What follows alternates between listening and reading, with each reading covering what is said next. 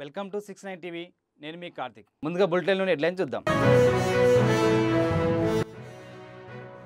తెలంగాణలో మరోసారి ఐటీ సోదాల కలకలం. మాజీ ఎంపీ రంజిత్ రెడ్డి నివాసంలో సోదాలు చేస్తున్న ఐటీ అధికారులు.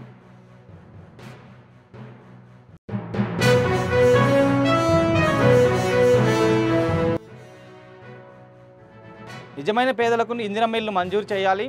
వికారాబాద్ పర్యటనలో ప్రభుత్వాన్ని డిమాండ్ చేసిన రామచంద్రరావు.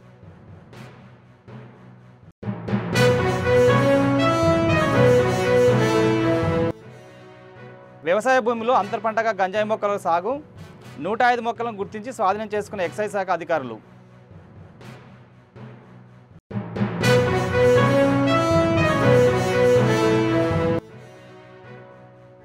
రామంతపూర్ ఘటనకు ప్రభుత్వమే బాధ్యత వహించాలి. బాధిత కుటుంబాలకు 50 లక్షల పరిహారం ఇవ్వాలన్న బీజేపీ నేత ప్రభాకర్.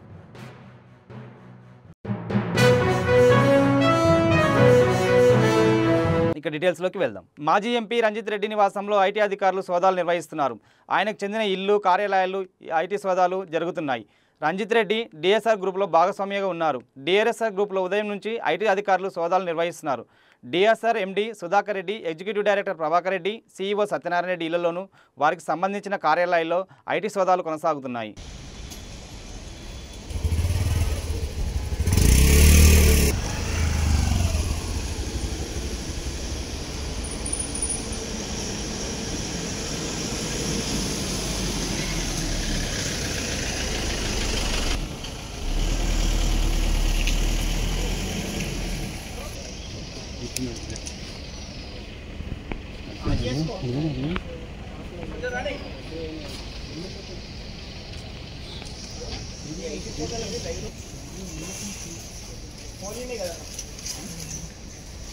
చెట్లు పడతాయి, పొట్టులు పడతాయి.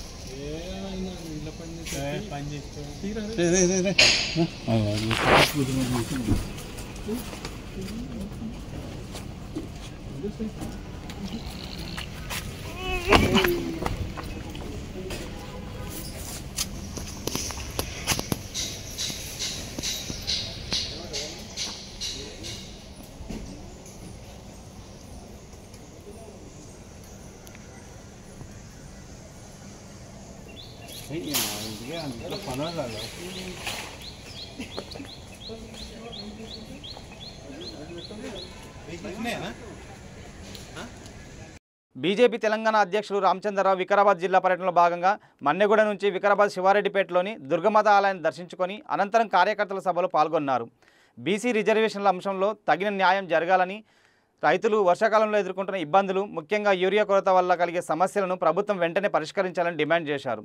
ఇందిరమ్మ ఇల్లు, డబుల్ బెడ్రూమ్ పథకాలు కేవలం రాజకీయ ప్రయోజనాల కోసమే చూపిస్తున్నారని, నిజంగా ఇల్లు లేని నిరుపేదలకు కాంగ్రెస్ నాయకులు న్యాయం చేయడం లేదని మండిపడ్డారు.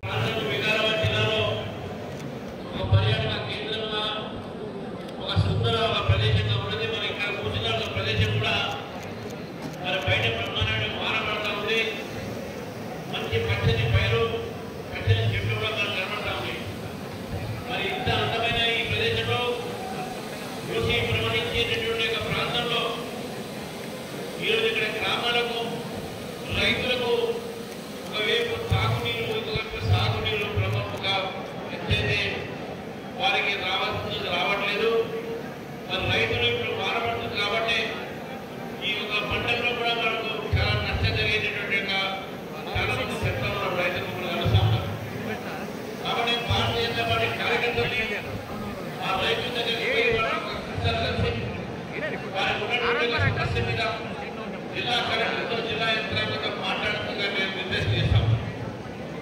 అంతేకాకుండా మిత్రులారా, ఈరోజు తెలంగాణలో కాంగ్రెస్ ప్రభుత్వం ప్రజలను తప్పుదారి పట్టిస్తాం.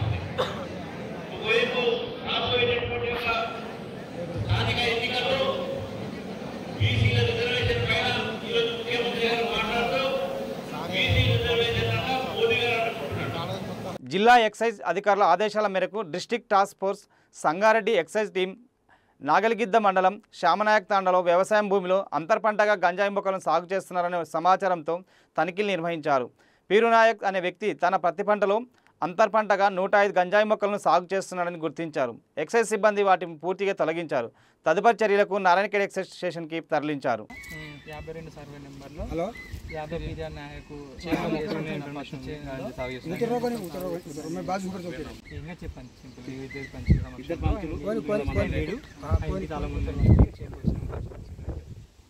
శ్యామ నువ్వు మాట్లాడకే మళ్ళీ రికార్డ్ గత 10 రోజులుగా సీఎం సమీక్ష నిర్వహించాలని జిల్లా ఇన్ఛార్జ్ మంత్రులు పరిశీలిస్తున్నారని అధికార యంత్రాంగాన్ని అప్రమత్తం చేశారని ప్రకటనలు చేస్తున్నారని కానీ ఇది అవాస్తవం కాదని రమంతపూర్లో జరిగిన ఘటన దానికి నిదర్శనమని అన్నారు మాజీ ఎమ్మెల్యే ఎన్వీఎస్ ప్రభాకర్. విద్యుత్ ఘాతానికి రామంతపూర్లో 6 మృతి చెందిన సంఘటనకు నిరసనగా రామంతపూర్ బంద్కు పిలుపునివ్వడం జరిగిందన్నారు. ఈ బంద్లో రాజకీయ పార్టీలు వ్యాపారస్తులు స్వచ్ఛందంగా పాల్గొని చనిపోయిన కుటుంబాలకు 50 లక్షల ఎక్స్గ్రేషియా కుటుంబంలో ఒకరికి ఉద్యోగం ఇవ్వాలని డిమాండ్ చేశారు.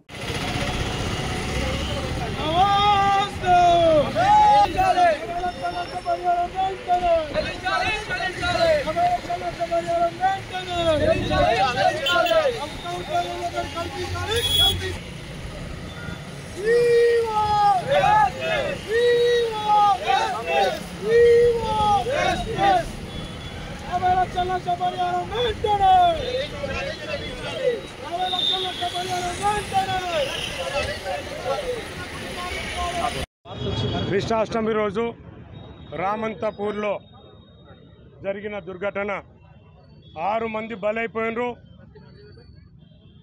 మరి పండుగలంటే హైదరాబాద్లో బోనాల పండుగ అనుకోండి, కృష్ణాష్టమి అనుకోండి, వినాయక చవితి అనుకోండి, పండుగలు వచ్చినాయంటే మరి ఎలక్ట్రిసిటీ బోర్డు వాళ్ళు మరి అక్కడ ఏ ప్రికాషన్స్ తీసుకోవాలి, మరి అక్కడ ఉన్న పరిస్థితులను తెలుసుకోవాలి. అలాంటివన్నీ పట్టించుకోకుండా ఎలక్ట్రిసిటీ బోర్డు వాళ్ళు పట్టించుకోనందుకే రామంతపూర్లో 6 మంది బలైపోయినరు. మరి దీనికి ఎవరు బాధ్యత వహిస్తారు? ఈ ప్రభుత్వం ఏం చేస్తుంది? మరి ప్రజలందరూ అనుకుంటారు ఎప్పుడే కానీ మరి కాంగ్రెస్ పార్టీ వచ్చిందంటే మరి కరెంటు కష్టాలు అంటారు. నిజంగానే కరెంటు కష్టాలే కాకుండా ఈ రోజున మరి ప్రజలకు కూడా కష్టాలు వచ్చినాయి. ప్రజలు కూడా బతికే పరిస్థితి లేకుండా అయిపోయింది. మరి మొన్న 6 మంది చనిపోతే ఇవాళ కూడా పొద్దున 2 మంది చనిపోవడం జరిగింది వేరే ఏరియాలో. ఇట్లా చెప్పుకుంటూ పోతే మరి ఈ ప్రభుత్వం మొద్దునిద్రపోతుందా? ఈ ఆఫీసర్లు మొద్దునిద్రపోతున్నారా? ఎవరైతే ఆఫీసర్లు ఉన్నారో, ఎవరైతే కరెంటు డిపార్ట్మెంట్లో పట్టించుకునే వాళ్ళు ఉన్నారో అదే రోజు పొద్దున మరి ప్రజలందరూ పోయి కూడా ఇక్కడ చాలా కష్ట పరిస్థితులు ఉన్నాయి, కరెంటు సరిగా వస్తలేదు. అదే కాకుండా మరి కరెంట్ అంతా కూడా వైర్లను వేలాడుతున్నాయి పైకి, మరి దీనికి పైపులు వేయండి, మరి కరెంటును ఇక్కడ సెట్ చేయండి అని చెప్పి కంప్లైంట్ కూడా పోవడం జరిగింది. అదే రోజు పొద్దున ఆదివారం రోజున అన్ని పేపర్లలో కూడా ఈ విషయం వచ్చింది, అందరు చూసారు కూడా. అదే రోజు రాత్రి మరి 6 మందిని బలిగొన్నారు. బలిగొన్నది ఎవరంటే వీళ్ళు కరెంటు డిపార్ట్మెంట్ వాళ్ళు పట్టించుకున్నందుకు ఈ రోజున బలైపోయిన వాళ్ళంతా. కాబట్టి మేమందరం కూడా రామంతపూర్లో పార్టీలకు అతీతంగా ఈ రోజున బంద్ను పిలుపునివ్వడం జరిగింది. ముఖ్య విషయం ఏంటంటే వీళ్ళు కరెంటు డిపార్ట్మెంట్ వాళ్ళు మన మధ్యన మరి ఏదో చేస్తాము, అంబులెన్స్ లాగా ఎవరైతే పేషెంట్లు ఉంటారో అంబులెన్స్ ఎట్లయితే పోతే కరెంటు కష్టాలు ఉన్న కాడ మరి కరెంటు వెహికల్లను కూడా తీసుకొస్తున్నాము అని చెప్పి 60 వెహికల్ ఇచ్చినామని చెప్పి హైదరాబాద్లో పెద్ద పెద్ద మాటలు చెప్పుకోవడం జరిగింది. మరి ఏం చేస్తున్నాయి? ఆ కరెంటుకు కేటాయించిన బండ్లు ఏం చేస్తున్నాయి? కరెంటు ప్రాబ్లం అయినప్పుడు ఆ 60 బండ్లు ఎక్కడ పోతున్నాయి, ఏమైనాయి? ఇంకో విషయం ఏంటంటే కరెంటు వాళ్ళు మరి లాలూచి అయిపోయినరా ఏమో తెలియదు. కరెంటు స్తంభాలు ఉన్నాయంటే కరెంటు స్తంభాలకు ఒక 50 కిలోల 60 కిలోల ఎవరో తీసుకొచ్చిన కేబుల్స్ అన్నీ కూడా తీసుకొచ్చి పెడుతున్నారు. మరి ఏం జరుగుతుంది? కేబుల్ అనేది గవర్నమెంట్కి సంబంధించిందా, కరెంటు వాళ్ళకి సంబంధించిందా, ఎలక్ట్రిసిటీ డిపార్ట్మెంట్కి సంబంధించిందా? ఏ ఒక్క రోజు కూడా ఆ కేబుల్లను తొలగించరు. ప్రజలకు ఏవైతే కష్టాలను పట్టించుకోరు. కాబట్టి మేము ఒకటే డిమాండ్ చేస్తున్నాం, ఎవరైతే ఎలక్ట్రిసిటీ బోర్డు వాళ్ళు పట్టించుకోలేదో నిర్లక్ష్యం చేసిరో వాళ్ళని సస్పెండ్ చేయాలి. అలాగే చనిపోయిన వారి కుటుంబాలకు ప్రతి ఒక్కరికి మరి 50 లక్షల రూపాయల ఎక్స్గ్రేషియా చేయాలి. అదే కాకుండా ప్రతి ఇంటికి కూడా వాళ్ళకు జాబ్ ఇవ్వాలని చెప్పి మేము డిమాండ్ చేస్తున్నాం. Thank you. నకిలీ జీపీఓలు తయారు చేసి తమ భూములను కబ్జా చేస్తున్న కబ్జాదారుల చెర నుంచి తమ భూములను కాపాడాలని మేడ్చల్ జిల్లా BJP party council member Ravindra Sagar ప్రభుత్వానికి విజ్ఞప్తి చేశారు. ఈ మేరకు మల్లాపూర్లోని గోకుల్నగర్లో ఏర్పాటు చేసిన మీడియా సమావేశంలో రవీంద్ర సాగర్ మాట్లాడారు. 1968లో గోకుల్నగర్లో 34 ఎకరాలలో 500 ప్లాట్లతో లేఅవుట్ చేయడం జరిగిందన్నారు. చాలామంది ప్రజలు ఆ ప్లాట్లను అప్పుడే కొనుగోలు చేయడం జరిగిందన్నారు. ఆన్లైన్లో లేకపోవడం వల్ల కొన్ని ప్లాట్లను సుదూర ప్రాంతాల నుంచి వచ్చిన ప్రజలు ఇక్కడ కొనుగోలు చేశారు. అందులో 30 ప్లాట్ల వరకు మిగిలిపోవడం జరిగిందన్నారు. వాళ్ళకందరికీ నమస్కారం. నా పేరు చందు సాగరు, గోకుల్ నగర్లో నేను ఒక ప్లాటు 2024 నవంబర్లో అగ్రిమెంట్ చేసుకొని జనవరి 2025లో నేను రిజిస్ట్రేషన్ చేసుకున్నానండి. ప్లాటు 583 గజాలు. ఆ తర్వాత 6 మంత్స్ గడిచింది. ఆ తర్వాత కొందరు కాలనీ వ్యక్తులు నాకు అంత పరిచయం లేదు. నేను అన్ని విధాల లింక్ డాక్యుమెంట్స్ అన్నీ ప్రొవైడ్ చేసుకొని ఒరిజినల్గా నేను ట్రాన్సాక్షన్ చేసి ప్లాట్ తీసుకున్నాను. అయితే 6 మంత్ తర్వాత కొందరు వ్యక్తులు పోలీసు వాళ్ళు వచ్చేయమన్నారు. అంటే దాని మీద కంప్లైంట్ ఉంది, మీరు కంపౌండ్ వాళ్ళు రూమ్ వేసుకుంటుంటే వచ్చి పోలీసు వాళ్ళు అడిగాను, దీని మీద కంప్లైంట్ ఉంది, మీరు కన్స్ట్రక్షన్ చేయొద్దని ఆపాను సార్. ఆపితే నేను ల్యాండ్ పెట్టుకొని స్టే తెచ్చుకున్నాను. స్టే ఎవరైతే నాకు ఆ కంప్లైంట్ ఇచ్చారో వాళ్ళకు నేను నోటీస్ కూడా పంపితే ఆ అడ్రస్లో కానీ ఆ కంప్లైంట్ ఇచ్చిన వాళ్ళు కానీ ఎవ్వరు లేరు. అదే విషయము కోర్టు మళ్ళీ రిప్లై తీసుకొని ఆ టైం అయిపోగానే మళ్ళీ నాకు ఎక్స్చేంజ్ ఇచ్చింది టైం 10వ నెల 27 వరకు. వాళ్ళు ఎవరన్నా ఈలోపు కూడా ఎవరన్నా వస్తే మీకు ఇన్ఫార్మ్ చేస్తామని చెప్పడం జరిగింది.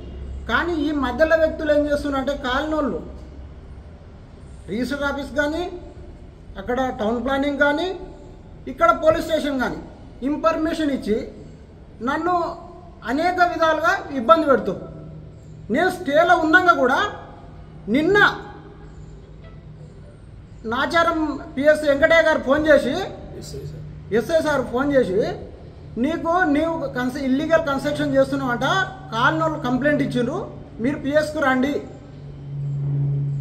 అంటే నేను చెప్పిన, సార్ నేను ఇల్లీగల్గా ఏదైతే చేసినో నేను స్టే తెచ్చుకున్నా, ఏదన్నా కోర్టులో నాది కాదంటే నేను కోర్టు ద్వారా నాది విడిచిపెట్టుకుంటా. నేను స్టే తెచ్చుకున్నా, స్టేలో ఉన్నా, నేను ఎలాంటి కన్స్ట్రక్షన్ చేయట్లేదు. టౌన్ ప్లానింగ్ వాళ్ళు కూడా లెటర్ ఇమ్మన్నారు, లెటర్ ఇచ్చిన వాళ్ళకు కూడా వాళ్ళు ఇన్ఫార్మ్ చేసి మీకు వర్క్ ఆఫ్ చేయండి, పర్మిషన్ తీసుకోమంటే పర్మిషన్ అప్లై చేసుకొని నేను వర్క్ ఆపి పర్మిషన్ వచ్చినాకనే పని చేసుకుంటానని ఆపేసిన. అయినా కానీ వెంకటయ్య గారు నన్ను ఫోన్ చేసి, నీకు లోకల్ నువ్వు పని చేస్తున్నావంట, వర్క్ నడుస్తుందంట, మాకు లోకల్ వాళ్ళు కంప్లీట్ చేస్తున్నారు, మీరు రండి అని ఈ విధంగా మమ్మల్ని మేము ఎవరన్నా మేము కంప్లైంట్ చేయడం పోయి వాళ్ళు మమ్మల్ని టార్చర్ పెడుతున్నారు పోలీసులు. ఇది జరుగుతున్న విషయం. నేను అక్కడ పర్మిషన్ తీసుకుందామని పోతే పర్మిషన్ కూడా ఆడ ఈ సర్వే నెంబర్లో ఇది ఉంది అని వీళ్ళే పోయి లెటర్ ఇస్తున్నారు ఆడ రిజిస్టర్ ఆఫీస్లో కానీ టౌన్ ప్లానింగ్లో కానీ. నేను చాలాని కట్టి పర్మిషన్ తీసుకుందామని కూడా రిజిస్టర్ ఆఫీస్ కాడికి పోయినా, మీ పోలీసు వాళ్ళు మీ వీళ్ళంతా ఇదే చేస్తున్నారు, మీకు ఇయ్యమని వాళ్ళు ఆపుతున్నారు. ప్రతి ఒక్క దగ్గర బెదిరింపు అనేది జరుగుతుంది సార్. ఇది మున్సిపల్ పబ్లిక్ హెల్త్ అధికారులతో కలిసి రాజంపేట ఫిల్టర్ బెడ్ను తనిఖీ చేసిన జగ్గారెడ్డి 2010లో మంజీరా వాటర్ స్కీమ్ ప్రారంభించినప్పుడు ఒకేసారి 10 ట్యాంకులు నిండేవి, గంటన్నర నీటి సరఫరా జరిగేది. ఇప్పుడు ఎందుకు అలా జరగడం లేదని అడిగిన జగ్గారెడ్డి, పాత విధంగానే తిరిగి మున్సిపాలిటీలోని నీటి సరఫరా జరగాలి, అందుకు ఏం చేయాలో ఆలోచించాడని అధికారులకు సూచించారు. నేను 10 ఏళ్ళు ఫీల్డ్లో లేను. సమైక్య రాష్ట్రం వచ్చినాక ఒక టర్ము ఎమ్మెల్యే లేను, ఒక టర్ము గెలిచినాం, కానీ ఆ 2-3 ఏళ్ళ కరోనాకే వీకింది అంతే కదా. అయినా గవర్నమెంట్ కూడా లేదు, నేను వచ్చి వీకేది కూడా ఏం లేకుండా అప్పుడు వచ్చి అర్థమైంది కదా. ఆ 10 ఏళ్ళు ఆ ప్రభుత్వం ఉండే ఆ మిషన్ భద్రత తెచ్చిరు, సత్యనాశ్ పట్టించారు, సంగారెడ్డి స్కీమ్ అంతా ఖరాబ్ చేసి పట్టించారు. అర్థమైందా? నేనేమంటున్నానంటే ఇది ఇప్పుడు ఆయన అన్నాడు, ఇది మీరు చేయగలుగుతారా, ఈయన అన్నట్టు మీరు చేయగలుగుతారా, ప్రైవేట్ వాళ్ళకి ఇచ్చి నడిపిస్తారా ఈ సిస్టమ్ అంతా?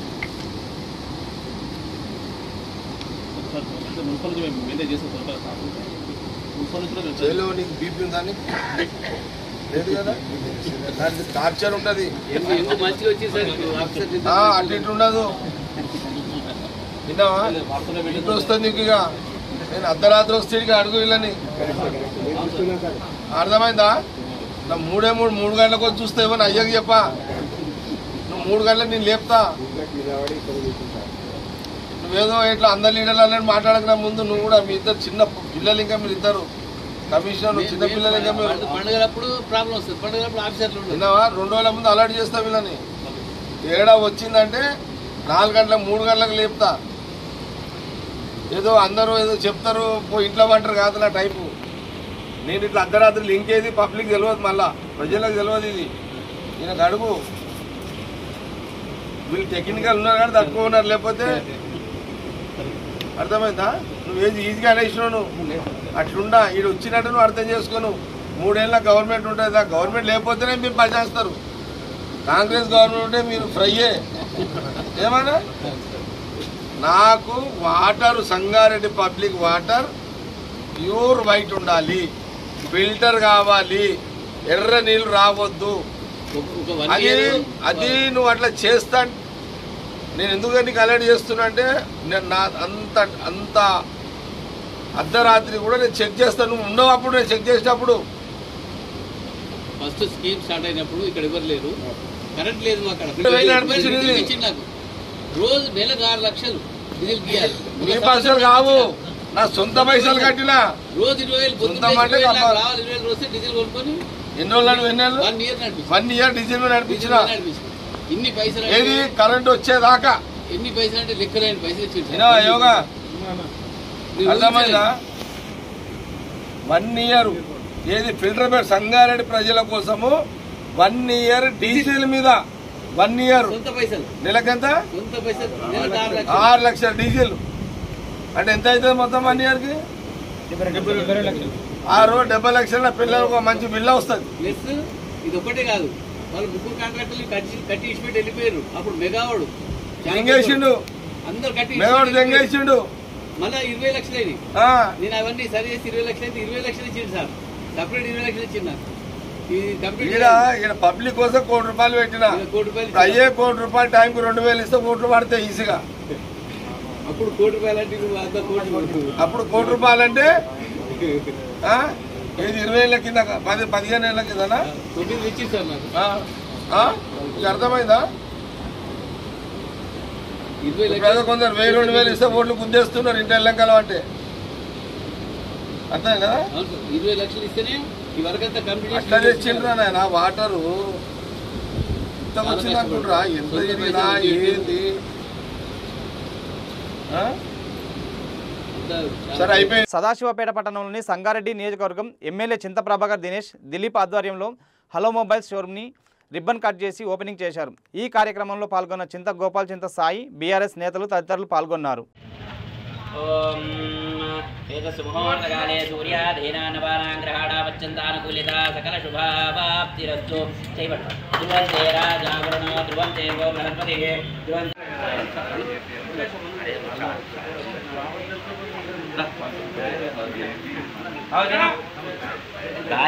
అన్న ఇక్కడ అంకుల్, ఇక్కడ అంకుల్, ఇక్కడ చూడ అంకుల్, ఇక్కడ అన్న తిరుపతి.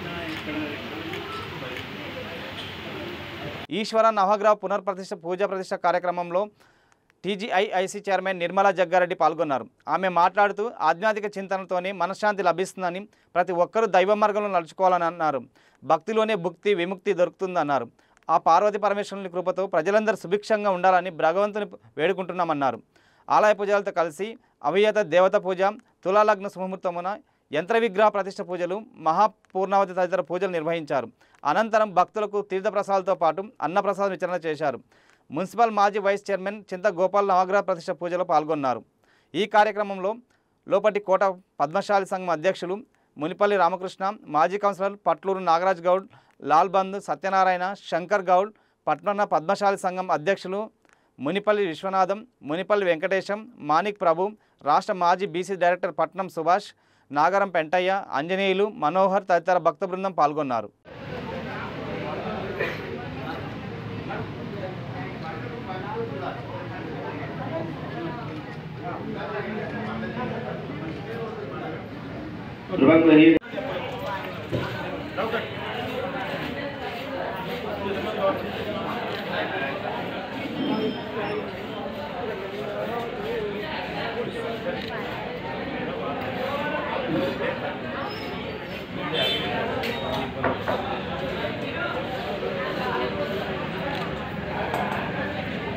आदित्याय च सोमाय मंगलाय बुधाय च गुरुशुक्रगणेभ्यश्च राहवे केतवे नमः ब्रह्मा मुरारि त्रिपुरान्तकारी भानुष्यति भूमिसुतो बुधश्च गुरुश्च शुक्रश्च राहुकेतवः सर्वे ग्रहाः शान्तिकरा भवन्तु अञ्जनानन्दनं वीरं जानकी शोकनाशनं कवीरभक्तहन्तारं वन्दे लङ्काभयङ्करं बुद्धिर्वरण्यशोधैर्यद्धिर्भयत्वरामदाम् अजात्यं वा करुपञ्च हरमस्मरणात् भवेत् राजा रामचन्द्र भगवान् की जय नवग्रह भगवान् की जय भूतन्तर श्री गुरुदेव दत्तो फलेन फलितं सर्वं त्रैलोक्यं सचराचरं तस्मात् फलप्रदानेन समना सन्तु मनोरथाः शतमानं भवति शतायुः पुरुषश्रेष्ठदेवयाय దినేష్ దిలీప్ ఆధ్వర్యంలో హలో మొబైల్ షోరూమ్ను ఏర్పాటు చేయడం జరిగింది. TGIIC చైర్మన్ నిర్మల జగ్గారెడ్డి చేతుల మీదుగా ప్రారంభించారు. ఈ సందర్భంగా నిర్మల జగ్గారెడ్డి మాట్లాడుతూ యువత స్వయం ఉపాధిని ఎన్నుకున్నట్లయితే ప్రభుత్వం చేయూతనివ్వడం జరుగుతుందన్నారు. అన్ని విధాలుగా ప్రభుత్వం యువతకు అండగా ఉంటుందన్నారు. ఈ కార్యక్రమంలో వాదోని చంద్రశేఖర్, చిరు, పట్నం సుభాష్, శరత్ చంద్ర, గుండు రవి, రాయపాటి రమేష్, శంకర్ గౌడ్, బిట్ల ప్రేమ్ కుమార్, రఘు, తుకారం తదితరులు పాల్గొన్నారు.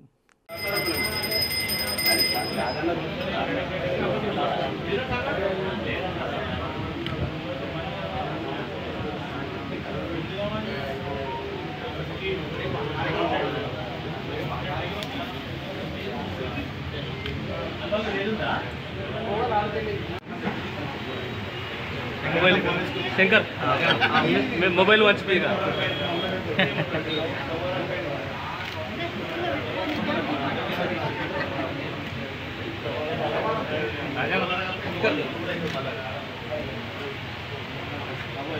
మొబైల్ షాప్ బస్ స్టాండ్ ఆపోజిట్లో మరి ప్రారంభించడం జరిగింది. ఈ హలో మొబైల్ షాప్ పేరులో నుండి హలో అంటేనే ఫోన్ అని అర్థము. మరి ఈ షాప్కి వచ్చి ప్రతి ఒక్కరు కూడా సందర్శించాలి. ఎందుకంటే ఇక్కడ క్వాలిటీ అయినా మంచి క్వాలిటీ దొరకడం, దానికి తగ్గట్టుగా ధర కూడా మరి మంచి కస్టమర్కి ఇబ్బంది లేకుండా ఇచ్చే ధరను కూడా వీళ్ళు నిర్ణయించడం జరుగుతుంది. కాబట్టి తప్పకుండా ప్రతి ఒక్కరు సందర్శించి మీకు ఇష్టమైన మొబైల్ కొనాలి. మరి మీ అందరూ కూడా మొబైల్ని ఎంజాయ్ చేయాలని తెలియజేసుకుంటూ, అలాగే షాప్ ఓపెనింగ్ చేసిన యజమాన్యానికి శుభాకాంక్షలు తెలియజేస్తూ సెలవు తీసుకుంటున్నాను. సంగారెడ్డి జిల్లా కలెక్టర్ పి రావిన్య, సబ్ కలెక్టర్ ఉమాహారతితో కలిసి నారాయణఖేడ్ డివిజన్ కేంద్రంలోని ఏరియా ఆసుపత్రి మరియు మాతా శిశు సంరక్షణ కేంద్రాన్ని బుధవారం ఆకస్మికంగా పరిశీలించారు. ఈ సందర్భంగా collector out patient, in patient, ward, labour room, మాతా శిశు సంరక్షణ విభాగం, ఫార్మసీ, ల్యాబ్, డయాలసిస్ సెంటర్ని, జనరేటర్లను, విభాగాలను సమీక్షించారు. ఉద్యోగుల హాజరు, రిజిస్టరు, మెడిసిన్ స్టాక్, రోగులకు అందిస్తున్న భోజనం నాణ్యతను పరిశీలించారు. పేషెంట్లతో మాట్లాడి వారికి అందుతున్న వైద్య సేవల స్థితి గురించి అడిగి తెలుసుకున్నారు. వానాకాలంలో డెంగ్యూ, వైరల్ ఫీవర్, మలేరియా వంటి సీజనల్ వ్యాధులను ఎదుర్కొనేందుకు ముందస్తు చర్యలు తీసుకోవాలని సూచించారు. అవసరమైన మందులు, రక్త పరీక్ష కిట్లు తగినంత సిబ్బంది అందుబాటులో ఉండాలి. ప్రజలకు అవగాహన కల్పించాలన్నారు.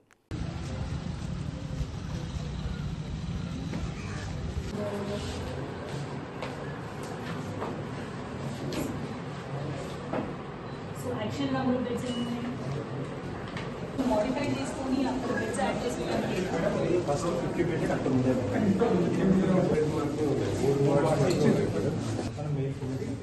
ఎక్సెస్ బెడ్స్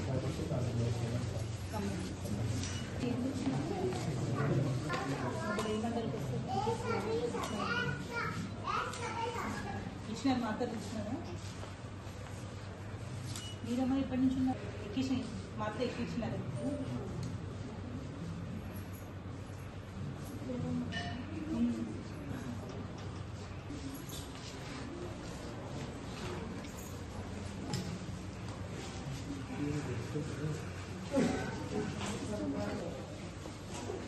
$74 ఎక్స్ట్రా ఉంటుంది మేడం.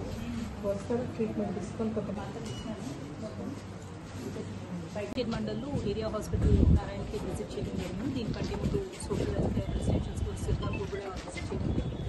సో అక్కడ పిల్లలతో లంచ్ చేసి అలానే అక్కడ వెళ్తున్న ఫెసిలిటీస్ అవన్నీ కూడా చూడడం జరిగింది. ఇక్కడ ఏరియా హాస్పిటల్లో బోత్ ఎగ్జిస్టింగ్ ఏరియా హాస్పిటల్, కొత్తగా వచ్చిన MCH రెండిట్లో దాంట్లో బెడ్ ఆక్యుపెన్సీ ఎంత ఉంది, అలానే ఇక్కడ ఇస్తున్న ఫెసిలిటీస్, ఇంకా ఏమైనా రిక్వైర్మెంట్స్ ఉన్నాయనేది పేషెంట్స్ నుంచి డాక్టర్స్ నుంచి తెలుసుకోవడం జరిగింది. ఒకటి డాక్టర్స్ శాంక్షన్డ్ స్ట్రెంత్ అనేది ఇంకా ఎక్కువ అవ్వాలని గవర్నమెంట్ నుంచి పర్స్యూ చేస్తాము. అలానే కొంచెం ఇంకా బెడ్స్ పెంచాలి అని డాక్టర్స్ నుంచి రిక్వైర్మెంట్ అడిగారు. సో అది కూడా త్వరలోనే అవైలబుల్ ఫండ్స్ నుంచి పికప్ చేస్తాము. అండ్ లాస్ట్ మనకి కొంచెం ఎమర్జెన్సీ కేసెస్ ఏవైతే వస్తున్నాయో అవి ఇంకా బెటర్ హ్యాండిల్ చేయడానికి ఎక్విప్మెంట్ కానీ ఏవైతే కావాల్సి వస్తున్నాయో అవి రిక్వెస్ట్ అనేది సూపర్గా ఇచ్చి తీసుకొని అవి కూడా. సదాశివపేట పట్టణ మండలానికి చెందిన 25 మంది లబ్ధిదారులకు 5,79,000 రూపాయల చెక్కులను బుధవారం సదాశివపేట పట్టణంలోని ఎమ్మెల్యే క్యాంప్ కార్యాలయంలో లబ్ధిదారులకు అందజేశారు.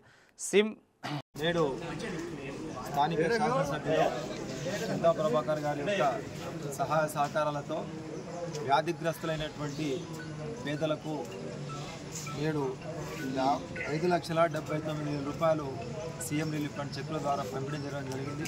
మరి 25 మంది బెనిఫిషరీస్కు 25 మంది వ్యాధిగ్రస్తులైన వారికి మరి చింతా ప్రభాకర్ గారు స్థానిక శాసనసభ్యులు 24 గంటలు ప్రజలకు అందుబాటులో పడుతున్నటువంటి పేదవాళ్లకు ఈ సీఎం సహాయ అనేది ఒక గొప్ప వరం. మరి దానికి సంబంధించి ఈరోజు సదాశివపేట మండల్ టౌన్ సంబంధించి కలిపి 25 చెక్కులని ఎమ్మెల్యే చింతా ప్రభాకర్ గారి ద్వారా పంపిణీ చేయడం జరిగింది. మరి మనందరికీ తెలుసు, గతంలో కూడా ఎమ్మెల్యేగా ఉన్నా లేకున్నా ఈ నెల 22న ఓయూజేఏసీ చైర్మన్ కొత్తపల్లి తిరుపతి తెలంగాణ బంద్ ప్రకటించిన నేపథ్యంలో ఉమ్మడి ఖమ్మం వ్యాపారస్తులు బంద్కు మద్దతు ఇస్తున్నట్టు తెలిపారు. హైదరాబాద్ ఉస్మానియా యూనివర్సిటీ ఆర్ట్స్ కళాశాల వద్ద ఓయూజేఏసీ చైర్మన్ కొత్తపల్లి తిరుపతి ఖమ్మం వ్యాపారస్తులు కలిసి మద్దతు ఇస్తున్నట్టు తెలియజేస్తూ తిరుపతిని సన్మానించారు. ఈ సందర్భంగా తిరుపతి మాట్లాడుతూ మార్వాడి, రాజస్థానీ, గుజరాతీ వల్ల నష్టపోయిన వారు చాలామంది ఉన్నారు.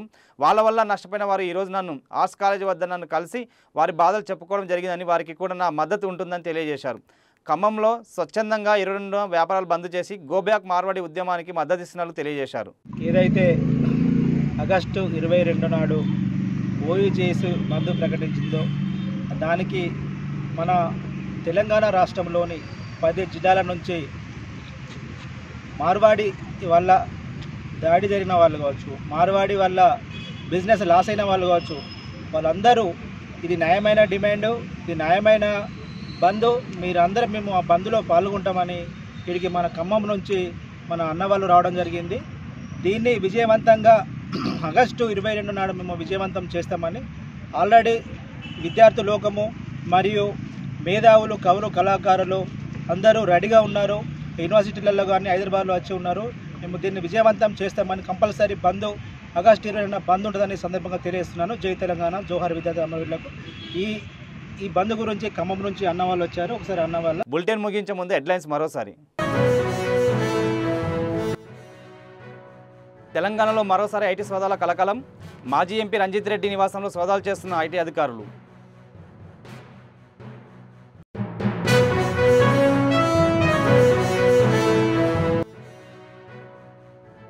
నిజమైన పేదలకు ఇందిరమ్మ ఇల్లు మంజూరు చేయాలి. వికారాబాద్ పర్యటనలో ప్రభుత్వాన్ని డిమాండ్ చేసిన రామచంద్రరావు.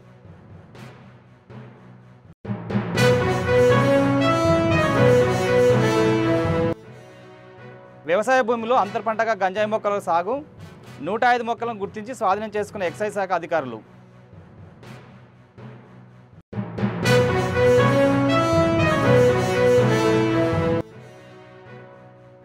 రామంతపూర్ ఘటనకు ప్రభుత్వమే బాధ్యత వహించాలి. బాధిత కుటుంబాలకు 50 లక్షల పరిహారం ఇవ్వాలన్న బీజేపీ నేత ప్రభాకర్.